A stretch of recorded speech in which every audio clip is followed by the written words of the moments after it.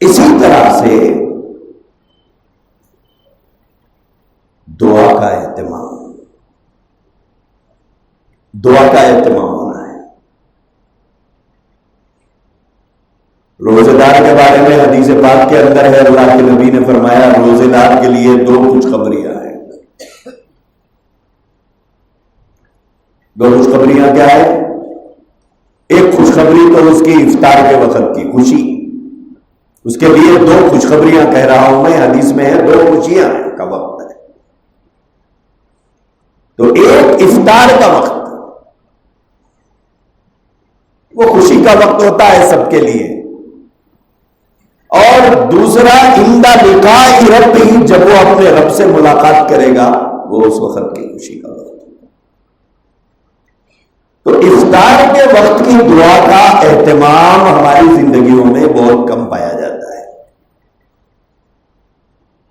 افطار کے وقت دعا کا اہتمام ہونا چاہیے۔ کیوں؟ مزدوری وصول کرنے کا وقت ہے، وہ دن بھر ہم نے اللہ کی مزدوری کی ہے کہ نہیں کی ہے؟ کی ہے۔ تو پھر شام میں مزدوری لینا ہے کہ نہیں لینا ہے؟ تو وہ مزدوری وصول کرنے کا وقت ہوتا ہے، تو اس وقت میں دعا کا بڑا اہتمام ہو۔ کوشش کرو کہ ایک دن بھی افطار کے وقت کی دعا ہم سے مس نہ ہو، ایک دن کی بھی۔ حدیث میں ہے اسی وقت اللہ جہنمیوں کو جہنم سے آزاد فرماتے ہیں، اسی وقت۔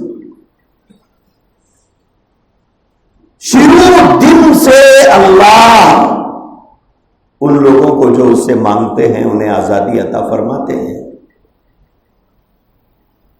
اس لیے افطاری کا بہت زیادہ اہتمام کی ضرورت نہیں ہے۔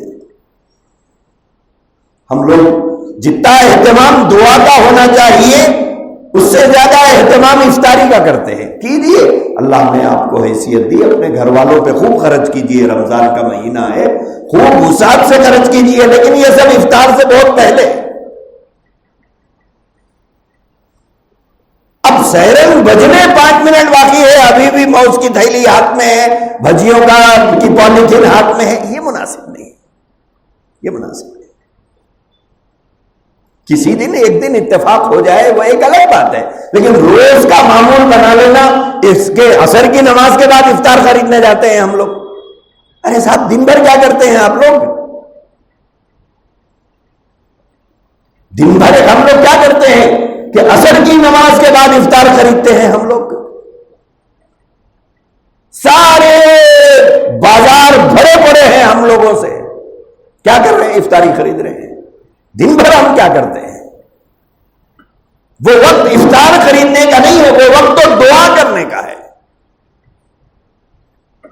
اپنی زندگی کی پریشانیوں کو، اپنے مسائل کو، اپنی مصیبتوں کو اللہ کے سامنے پیش کر کے اللہ سے بھیک مانگنے کا وقت ہے وہ۔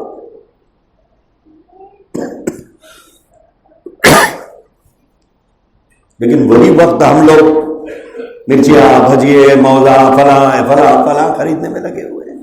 اے صاحب صبح کے وقت خرید لیجئے، ظہر کی نماز کے بعد خرید لیجئے،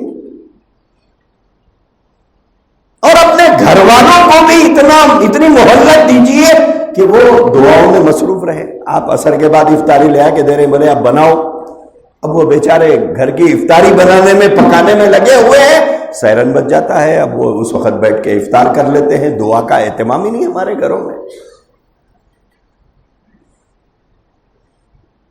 ہونا تو یہ چاہیے کہ ہم اپنے گھر میں اپنی حیثیت کے مطابق دسترخوان بچھا کر اپنے بیوی، بچے، اپنے ماں باپ سب کے ساتھ بیٹھ کر دعا کریں۔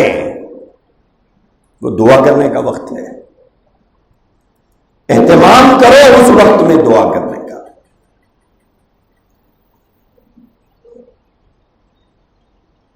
یہ دعا کی قبولیت کا وقت ہوتا ہے جو افطار کا وقت ہوتا ہے۔